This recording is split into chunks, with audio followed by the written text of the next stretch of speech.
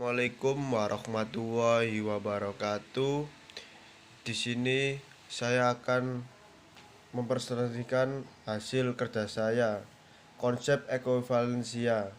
Nama saya Ridwan Dewi Caksono, NBI 14111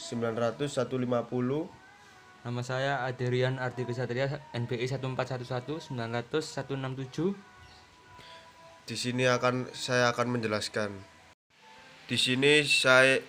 Di sini saya akan menjelaskan mapping ekuivalensia, nilai waktu dari uang, perhitungan bunga, bunga majemuk, terus bunga sederhana, diagram aliran kas, hukum 72, penerapan ekuivalensia. Konsep ekuivalensia adalah nilai waktu dari uang. Untuk memahami konsep time value of money, dalam buku ini diterjemahkan menjadi nilai uang dari waktu. Marilah memperhatikan dua fenomena berikut ini. Pada tahun 1990, harga 1 kg beras tidak dapat lebih dari 600 rupiah.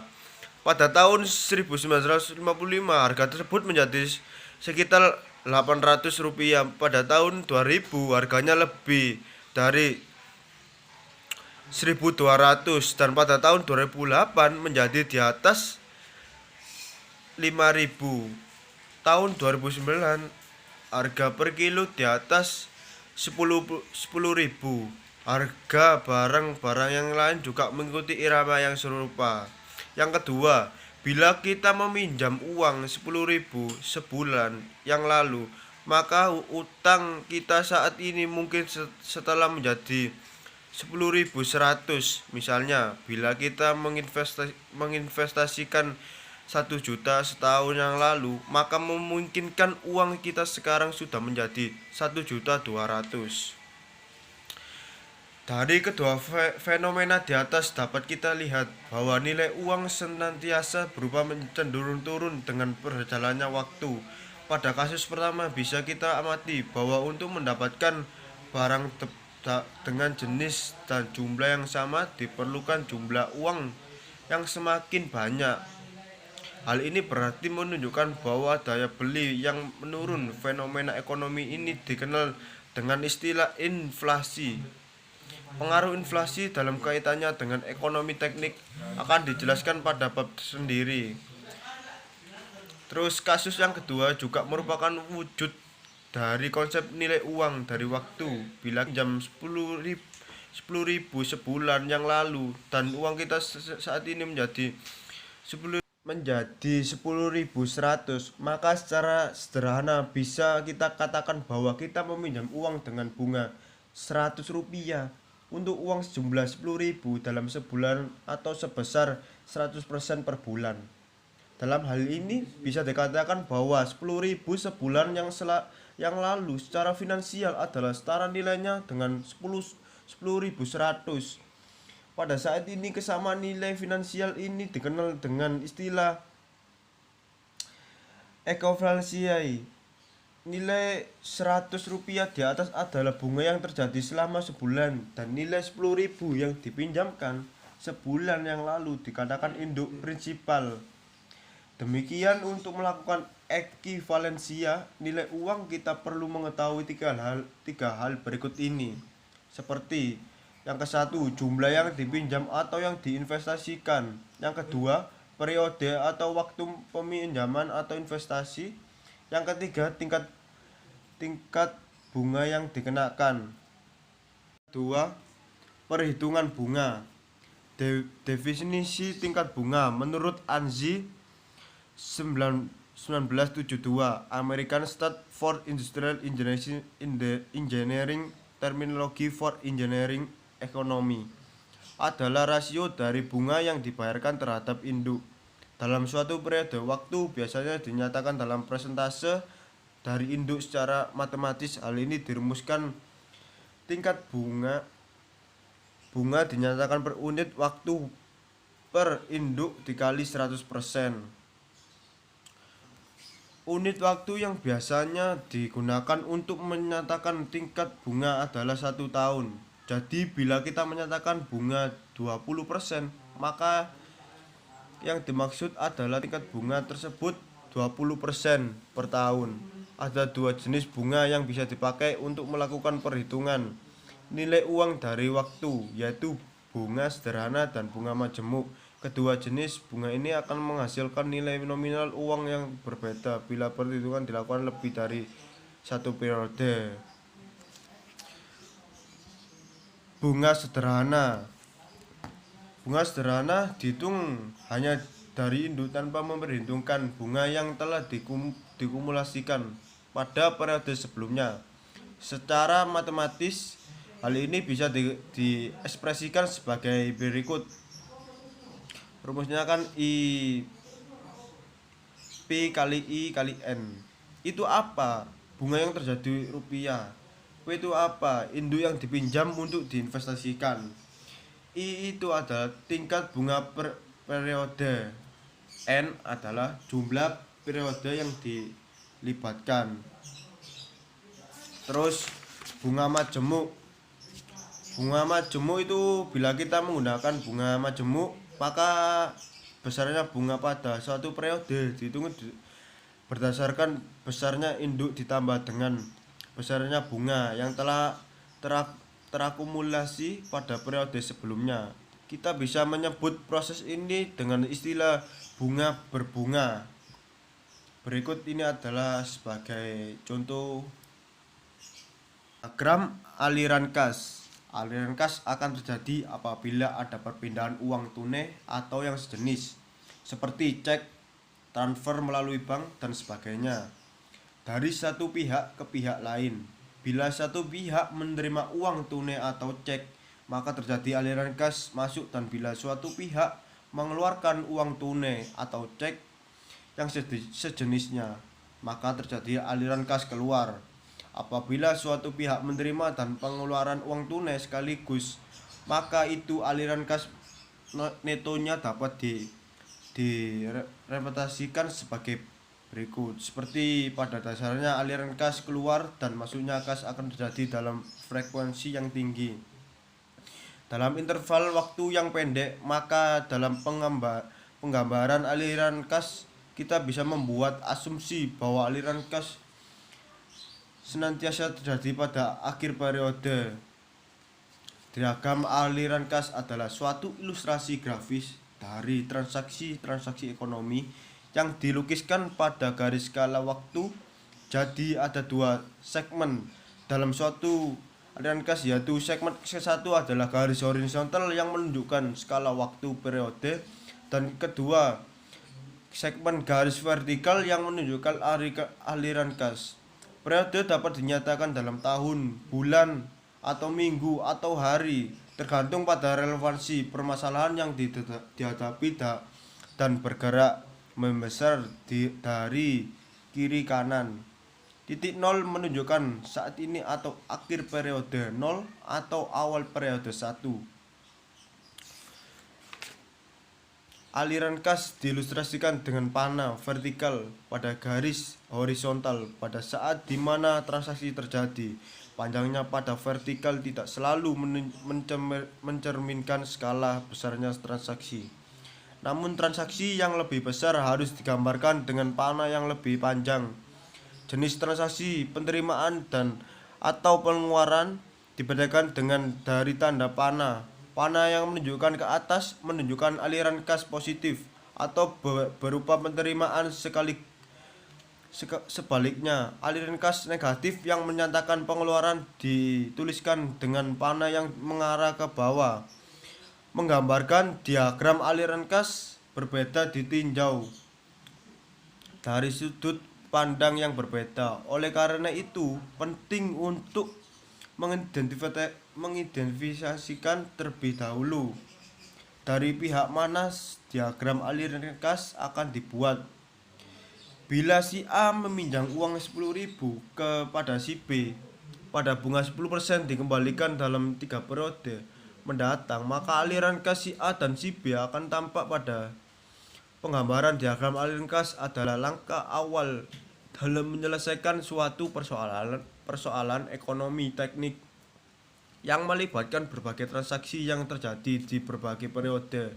Suatu diagram aliran kas bukan hanya membantu dalam mengidentifikasi transaksi antara sistem pihak luar, tetapi juga membantu menjelaskan sudut pandang seseorang dalam melakukan analisis.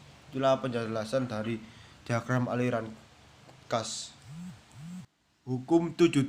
Apa itu sih? Hukum 72. Memahami investasi dengan benar tak lepas dari pemahaman tentang matematika investasi. Semua perhitungan investasi memerlukan pemahaman dasar ilmu matematika. Sebagian bahkan cukup kompleks, menyadari tidak semua orang dengan formula atau penjelasan matematika. Beberapa membuat formula sederhana sebagai pendekatan atau jalan pintas agar mudah dipahami dan diaplikasikan banyak orang tanpa harus menjalankan formula matematika yang terkesan rumit. Salah satu formula pendekatan sederhana artinya tidak 100% akurat secara matematis.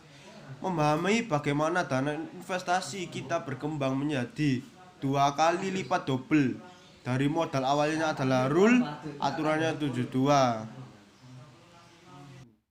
Jika kita memiliki 100 juta dan berniat berinvestasi pada suatu instrumen dengan imbal hasil rata-rata per tahun 6%, setelah pajak serta berharap dan tersebut menjadi 200 juta, berapa jangka waktu investasinya? Aturan 72 membantu.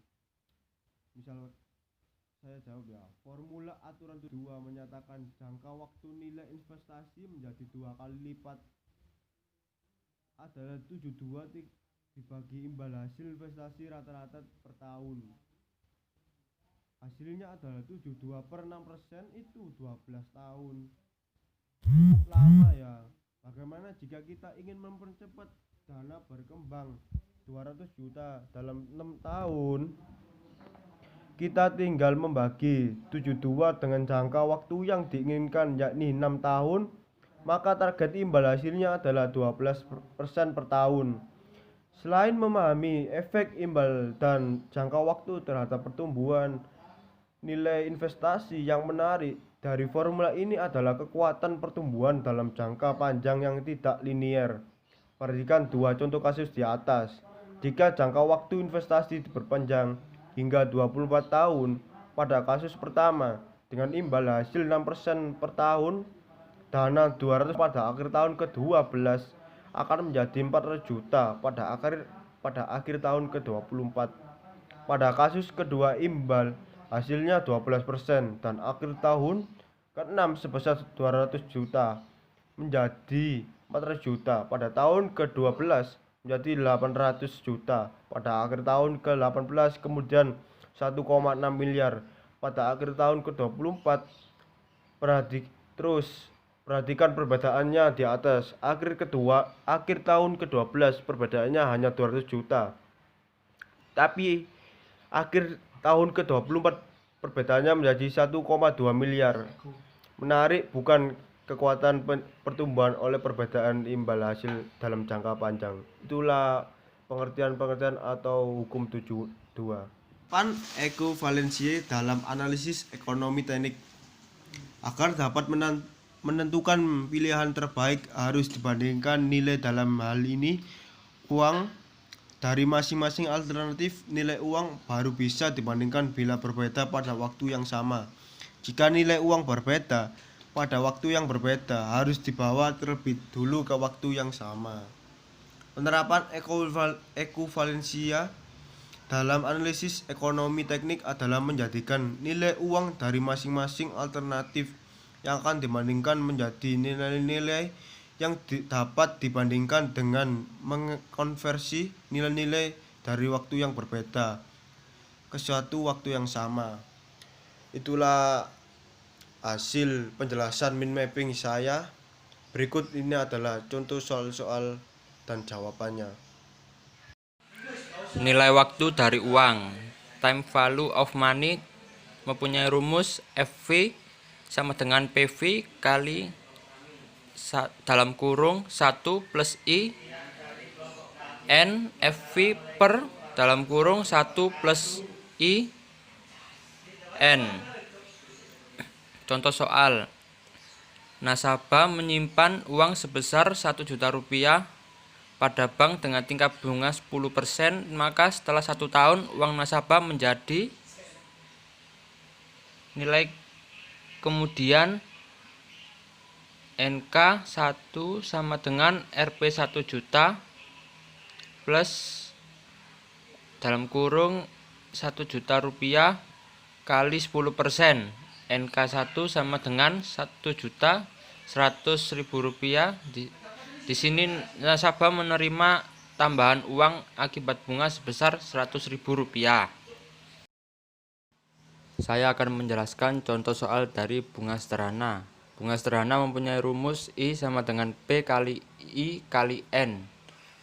Contoh soal, seorang ibu rumah tangga meminjam uang sebesar 100.000 rupiah di koperasi simpan pinjam dengan bunga sebesar 10% per tahun selama 4 tahun dan dibayar sekali pada akhir tahun keempat. Berapa besarnya utang yang harus dibayar oleh ibu tersebut pada akhir tahun keempat?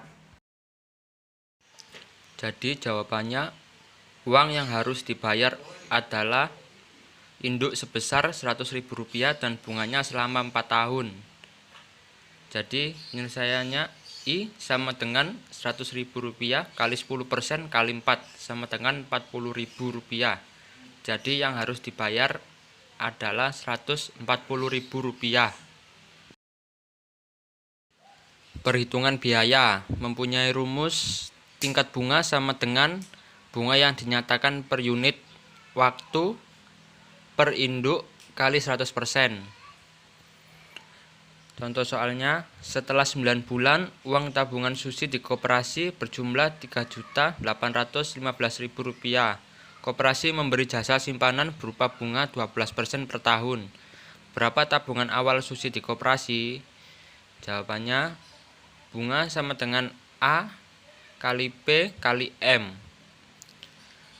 Bunganya 3.815.000 rupiah sama dengan 9M per 100 plus M.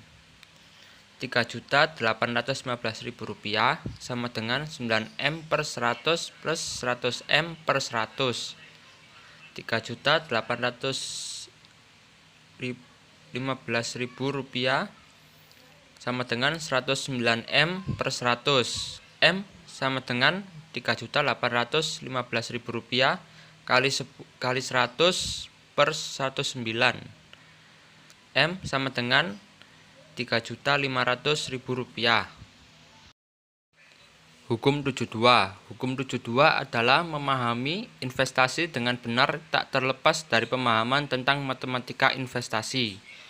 Hukum 72 mempunyai rumus N perkiraan sama dengan 72 bagi I.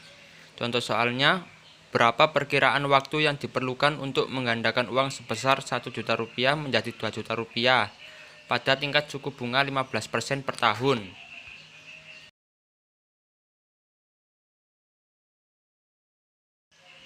Jawabannya, N perkiraan sama dengan 72 per 15 sama dengan 4,8. Diperlukan waktu sekitar 4,8 tahun untuk menggandakan. Inilah hasil referensi saya dan inilah hasil poster saya. Sekian dari saya. Wassalamualaikum warahmatullahi wabarakatuh.